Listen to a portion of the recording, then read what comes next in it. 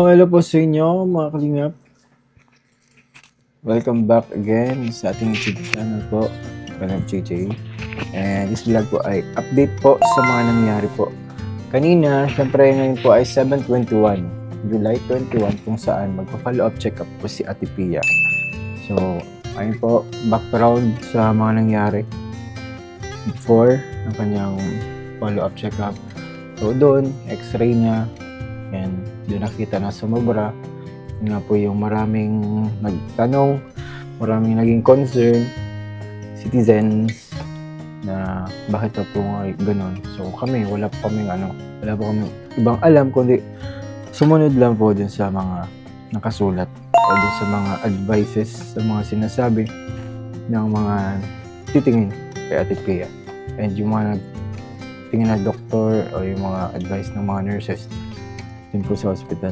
Pinakahintay po namin yung araw po na to, July 21, para po makita po yung ano ba yung magiging resulta kapag nakita na po siya ng mismong gumawa po sa kanya ng opera. Nag-opera sa kanya. So, yun nga po, malungkot na balita at problema to for sure na wala pala po dun yung gumawa kay Ate Pia na opera. Yung surgeon, wala po dun sa pag-follow up po namin. So, yun po yung dun, problem. Kasi dapat malalaman na po namin ngayon kung ano po yung mga gagawin namin, kung ano yung mga hindi dapat gawin. Kaso na-postpone din naman dahil wala nga po. Yun po yung problema ngayon.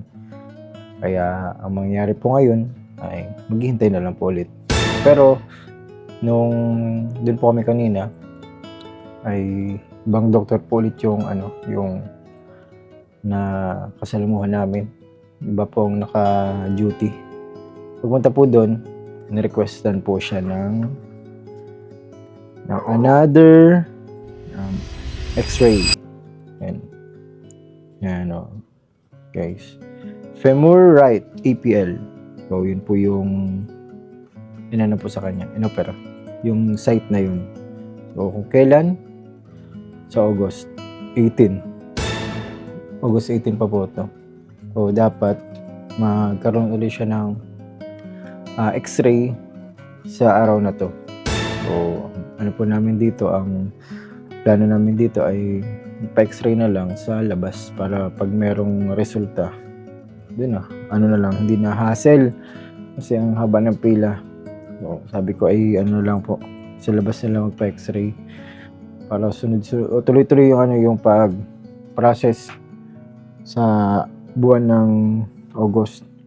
So yun nga, nakakalungkot din kasi nga po ganun nangyari, di ko natin in-expect kasi nga po ang nasa isip namin ay makikita siya ng mismong surgeon na naggumawa po sa kanya. Kaso ngayon nga po, ang nangyari, nag-prepare, nagising ng maaga, madami pong sacrifices ang nangyari. Sobrang dami. Kaya po, nakakalungkot po kasi ganun naman po yung nangyari. Maghihintay na lang naman po tayo ulit. Kaya po, hanggang ngayon, question mark pa rin po kung bakit ganun yung nangyari. By the way, kaya po, ganito yung request sa kanya, may x-ray ulit kasi nga po ang sabi ulit po ng nagtingin po sa kanya ay baka sakaling humilom yung buto kaya may pasobra. Ibig sabihin, tatanggalin yung nakalagay din sa buto ni Ate Pia. So, nasa isip ng bantay kanina ni Ate Pia na mahaba na naman yung incision or yung cut kay Ate Pia. Yun yung concern nila. Baka pag ganun ang ginangyari. Kasi nga po yung x-ray ngayon ni Ate Pia ay nakakabit lang. Parang stapler, parang ganun. Pero hindi na po yun may stapler Parang basta ganun lang yun, yung tawag dito, yung yung image dun sa sa x-ray. Ganun po yung nakita natin. Kaya may pasobra kasi nga, malay natin baka hilahin yun. Hindi ko pa alam kung ano procedure yun. Kasi baka daw po baka daw gumaling pa or magbuo-buo pa, magsama-sama pa yung mga buto. So ganun ang ang kanilang sinabi kay yun sa bantay po natin Pia. So, yun po yung ano nila ngayon. Iba na naman po ang ang sinabi sa kanya. Dati, dapat ay nagagalaw na yung tuhod, yung paa. Pero yung maganda po ngayon, yung paa naman natin Pia nagagalaw na. So, sinunod niya yun. Galaw-galaw na niya, which is maganda na improve. So, ngayon, yung tuhod naman. Pero, ako talaga mga kalingap, ang gusto ko talagang sundin yun. Doon, yung talagang mismong nagawa kay Ate Pia na immobilize yung binti niya for 2 months. So, kadalawang buwan niya sa August 7. Yan. So, hanggang August 7 po talagang hindi talaga galaw. Try na din niyang medyo galaw-galawin yung kung binti niya. Kung yun yung sabi ng doktor nung nag-check up sa kanya. Kaya para may may kahit papaano daw ay may improvement kasi nga po yung gusto or yun yung advice ng nagtingin sa kanya yung unang pag-follow up. So ngayon, ang ginawa lang po ay request po ulit ng x-ray kay Ate Pia para makita po ulit kung gumagaling or bumubuo ulit po yung mga buto. So, yun naman po yung yung sinabi nila Ate Pia para mabuo yung mga buto tapos tatanggalin yung nasa buto Ate Pia. So baka po may mga nanonood po dito na doktor, kung ano pong tawag, hindi ko pa alam kung anong procedure yun. And yun nga, sa Ate Pia ay syempre pagod, syempre malungkot yun, di lang siya pahalata. To the point na nagme-message nga po sa akin bandang alauna si Ate Pia, tipong nagigilty siya. Alam niyo kung bakit, sabi niya. Naghingi pa siya na sorry. Sabi niya, salamat kay JJ, pasensya na. Kasi pabalik-balik na lang tayo. Parang nagsasorry siya kasi abala siya, parang ganun. Ang sa atin, ang sinasabi. Sabi ko, hindi naman yun kasalanan kasi nga tayo, nagpe-prepare lang. Tayo, nagsusunod lang dun sa advice sa atin. Kaya po, pumunta tayo na ganitong araw. Kaya hindi naman natin in-expect na ganun. So, yun, siguro nakaramdam siya ng yun nga, nag-guilty kasi nga marami tayong mission, marami tayong pinupuntahan, marami tayong vlog, marami tayong beneficiary pinupuntahan. So, yun po yung niya, concern niya. Sabi ko naman sa kanya ay huwag niyang isipin yun kasi baka maging sanhi pa yun para bumagal yung kanyang paggaling. Yun. Tapos sabi niya, ako naawa sa inyo, sakripisyo niyo sa akin. Yun, parang talaga, siguro habang nandun siya, nakapila, iniisip niya yun. Kasi nga, sobrang tagal. Kasi, tapos,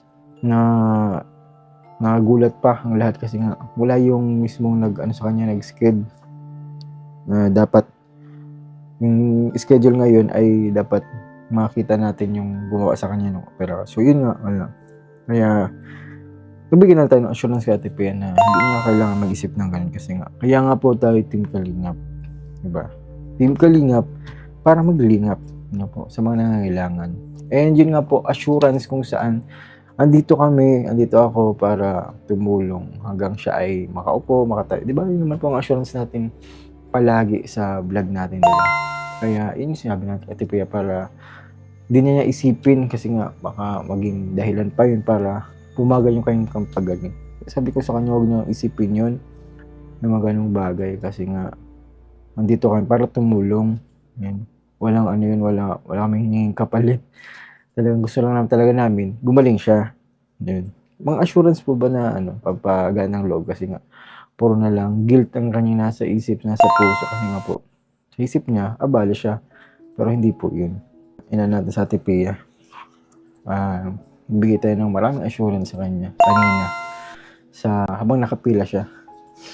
So, yun po mga kalingap. Sana sa araw na petsa 18 na August, yan, sa 18. Sana ay malaman na po natin kung ano ba talaga ang gagawin kay Ate Pia. So, syempre sabik na din sa Ate Pia kasi nga gusto na niya talagang makaupo. Sabik na talaga makatayo, makalakad yun. Konti-konti. Gusto na niyang gawin yun. Alam ko yung yung pakiramdam kapag nasa isa ka lang na lugar na wala kang magawa, kundi makahiga lang. Kaya mahirap po yun. Sobrang hirap kaya naisip ko din yung ni Ate Pia, talaga, yung condition niya. Talagang mahirap yun, sobra. Kahit may mga kasama ka, syempre gusto mo din tulungan sarili mo, makaupo ganyan. Siyempre nananabik na gawin yun. Kaya, ayun mga kalingap. Comment po kayo kung ano pa yung insights nyo dito sa vlog na to, dito sa update vlog na to. Dahil itong vlog na to ay mixed emotions. Yan, yung pananabik, kalungkutan, paghihintay, may kalakip na tuwa kasi nga malalaman natin, pero at the same time may kalungkutan din kasi nga kailan makikita si Ate Pia nang gumawa sa kanya ng opera. So yun mga kalingap, kaya ayan, God bless po sa lahat. Thank you po sa hindi nag-skip ng ads at nakarating po dito sa duration ng vlog na to. Kaya thank you po and God bless us all.